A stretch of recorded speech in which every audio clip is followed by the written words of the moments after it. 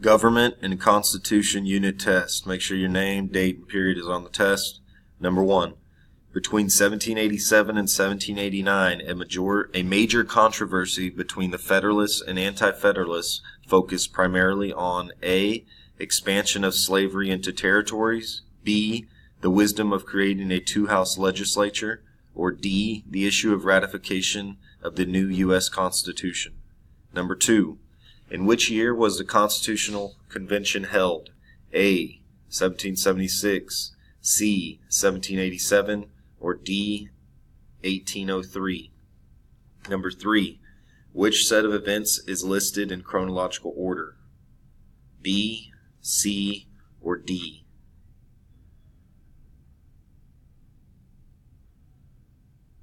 Number 4. Which compromise is described by these statements? A. The Great Compromise, B. The Three-Fifths Compromise, or D. The Compromise of 1820. Number 5. The Three-Fifths Compromise was included in the U.S. Constitution in order to resolve a conflict over the A. Number of votes needed to approve a treaty in the Senate, B. Number of states needed to ratify a proposed amendment, or D. Counting of enslaved persons for purposes of taxation and representation. Number 6. The principle of federalism deals with the division of power between the A. President and Congress, C. National and state governments, or D. Three branches of federal government. Number 7. What was a key argument used by the Federalists for ratification of the U.S. Constitution? B. It provided for construction of a new capital in the South. C. It allowed the slave trade to continue for at least 20 more years. D. It had features that prevented the abuse of government power. Number 8. Which historic document was written in support of ratification of the U.S. Constitution? A. Magna Carta, C. Declaration of Independence, or D. The Federalist Papers. Number 9. Which constitutional principle is discussed in this quotation? B. Checks and balances, C. Separation of powers, or D. Individual rights. Number 10. Which statement describes the characteristics of the national government established by the U.S. Constitution? A. The power of the national government were limited. B. The Supreme Court had the authority to create lower courts. Or D. The states kept the most governmental powers. Number 11. The author of this excerpt would most likely have A. Supported ratification of the Constitution because a stronger government was needed. B. Opposed ratification of the Constitution because its system of checks and balances made the government too weak. Or D. Opposed ratification of the Constitution because it lacked a Bill of Rights. Number 12. Which phrase best completes this excerpt? A. Proclamation line of 1763. B. Articles of Confederation. Or C. United States Constitution. Number 13. Which provision of the Bill of Rights addressed this grievance? A. First Amendment of freedom of speech. C. Third Amendment against housing soldiers in private homes. Or D. Fifth Amendment on self-incrimination.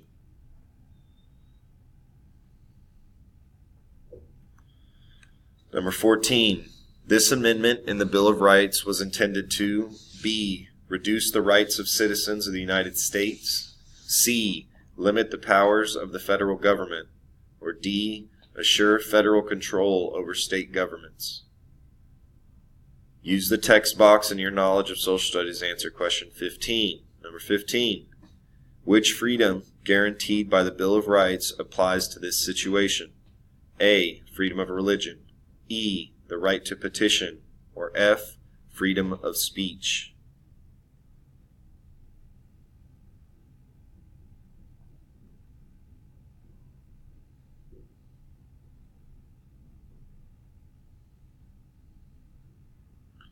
Number 16. Which principle of the U.S. Constitution is illustrated by the diagram? A. Separation of powers. B. Limited government. Or C. Popular sovereignty. Number 17. The amending process was included in the U.S. Constitution to provide B. Future flexibility to make changes and additions. C. Separation of powers. Or D. Checks and balances. Number 18. Which of the following was an argument used by anti-federalists in the debate over ratification of the U.S. Constitution? A. A stronger national government was needed to protect Americans from invasion. B. The creation of a strong national government would oppress the people just as the British government had once done. Or D. Americans could trust in the goodwill of their leaders to protect their individual liberties. 19. Which argument was used by the Federalists in favor of ratifying the new U.S. Constitution? A. The new Bill of Rights provided sufficient protection of individual liberties. B. The national government needed stronger powers while federalism and the separation of powers would keep it from becoming too oppressive. C. The creation of a new national government was necessary to emancipate the slaves and impose higher tariffs. Number 20. According to the Declaration of Independence, life, liberty, and the pursuit of happiness are A. Subject to the King's will. C. Unalienable rights that belong to every citizen. D. Rights of freedom, Englishmen guaranteed by Magna Carta. Number 21. Why was the Bill of Rights added to the U.S. Constitution? A. To ensure that slavery would be banned throughout the nation.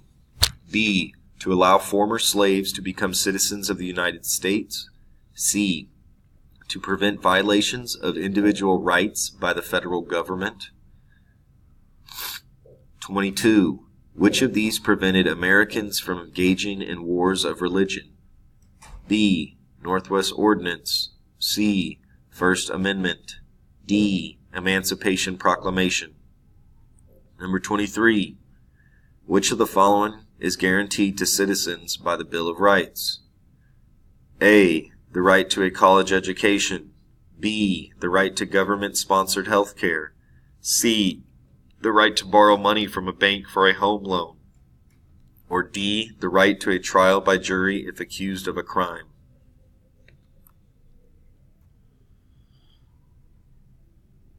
Number 24. In what way were these two documents similar? A. Both criticized the extension of slavery in new territories. B. Both called for the protection of the individual rights. C. Both established a government of checks and balances. Or D. Both provided for equal treatment of American women.